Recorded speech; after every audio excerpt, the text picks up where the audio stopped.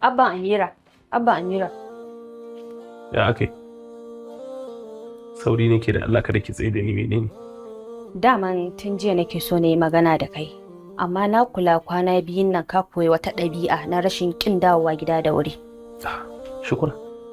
Idan rawa ya canza, ai dole kiɗa ya canza. Na faɗa miki sauri nake ki faɗa min menene? Magana ta gaskiya ba na son alaƙar ka da gidan su Zainab. Balle kuma ka miƙa musu wani abu. Ran nan ma fa ina hangen ka da ka fita sai da ka tsaya a ƙofar gida. Me ka je yi? Alaƙa da gidan su Zainab ai ya zama wajibi a kaina. Gidan da suke renon 'yata kuma suka kulan min da 'yata.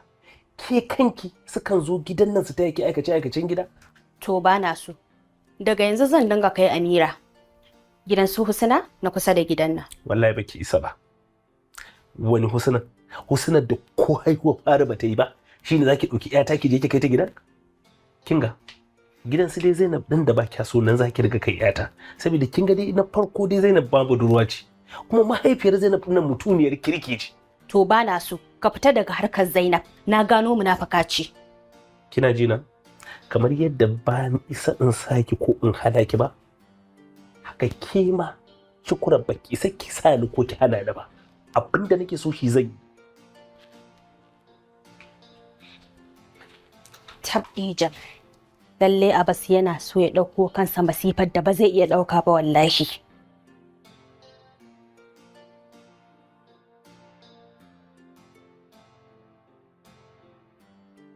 Inna lillahi wa inna ilaihi raji'un.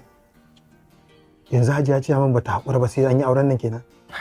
Za a daura bayan na mutu amma sai ta aure gawata. Amma muddin da sauran digon numfashi na a ban ƙasa ko fatalwata ba za ta aure da faida ba har abadan abadina.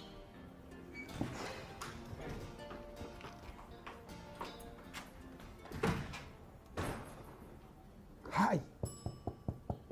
Lallai akwai tashin hankali a gabanmu.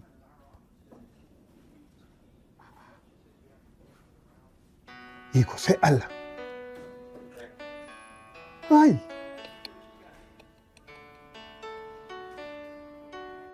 Salamu alaikum. Salamu alaikum. Salamu alaikum. Lamma yana nan. Baby, kawai bara in samu in shiga ciki kawai in yi sallama da shi. Lau. Allah gara in shiga kawai in mana sallama da shi. Ni fa na gaji wajen minti 20 ana ta kira sun yi wa mutane hidima. To ba na ce ka bari in shiga ne sa. Malam mannawa, malam bakka mutuwa. Ai na kwana. Tashi lafiya.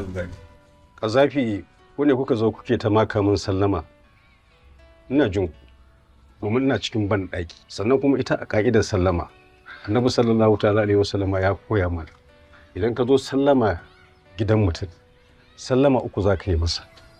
Idan ba an ba a sallama uku ka juya ka bar shi yi uzurinsa. Wannan shine ka'idar addini. Tuba muke lamma, a yi haƙuri lamma. To na san cewa dai duk zamanin da na gan ku akwai wata kitimurmura da ta taso. Ina fata dai lafiya. Gaskiya dai wata irin matsala ce take tafe da mu. Amma baby kai mai bayani. Wallahi lamma da mun ƙarar babanmu na kawo maka wallahi.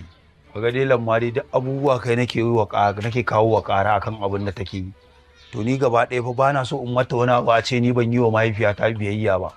Kawai kaga Kazafi ka tafi kanka tsaye kai bayanin abin da kake zo da shi domin ina kan uzuri na kuka taso. Daman mu lamma baba da Zubaida ne suka haɗe mun kai akan wannan wai ba za mu zauna a gidan nan ba. Kuma kaga dai lamma dai ina da gado a cikin gidan nan. Ko ba haka ba shine kawai na yanke shawara kawai daga nan za mu tafi kawai wajen hukuma mu je kotu kawai. Subhanallah. Kazafi har abin ya kai ga haka? Malam, ma'uma ta Kabir mun yi magana da ita kuma ta ce ta amince akan a siyar da gidan a bata gadon 'ya'yanta. Kazafi, kan sake jin wannan magana daga bakinka. Mahaifinku tun kafin Allah Ubangiji ya yi masa rasuwa. Ya yi tsayin daka a cikin gidan babu wata fitina da take zartawa. Saboda haka yanzu bayan mutuwarsa, ni ma ba zan bari a sake haifar da wata fitina a cikin gidanku.